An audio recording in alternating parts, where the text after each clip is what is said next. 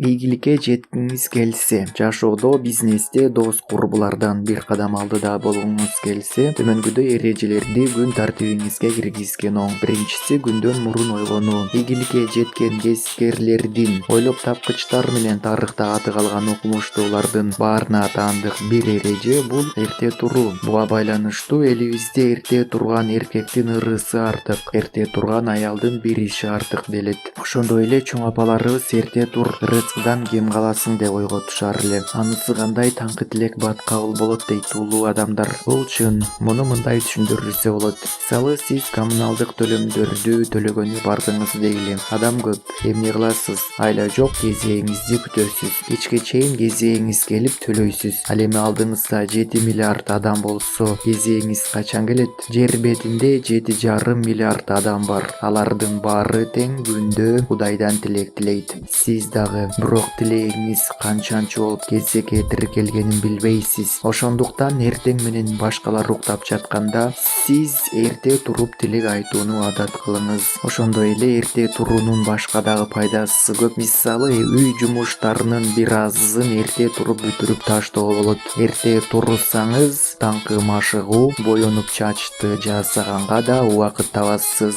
Баарынан эрте жумушка келесиз. Кесиптештериңизден көп жумуш аткарасыз. Бул кызматта көтөрүлүүгө себепчи болот. Экинчи, тил үйрөнүү. Акылмандар бир тил билген бир адам, эки тил билген эки адам деп айтып кетишкен. Ал эми Чехов мындай деген: бир тил билбеген адам өзүн паспортсуз жандай сезет. Замандаштарыңыздан бир кадам алдыда жүргүңүз келсе, тил үйрөнүңүз. Ал үчүн атайын курска баруунун кереги жок. Бүгүнкү күндө интернетте онлайн курстар жетиштүү. Өз алдыңызча тил үйрөнөм дегендерге да интернетте мүмкүндүк мол. Мейли күнүнө 10 сөз гана жаттап туруңузчу. Ошонун өзүндө сиз күнүнө бир сөз да жаттабаган досуңуздан көп билесиз. Үчүнчү, китеп окуу. Китепти көп окусаңыз, өзүңүздүн кайсы жерде адашып жүргөнүңүздү билесиз. Андай болсо, ар дайым билимиңизди арттырып, билбегениңизди үйрөнүүгө аракет кылыңыз.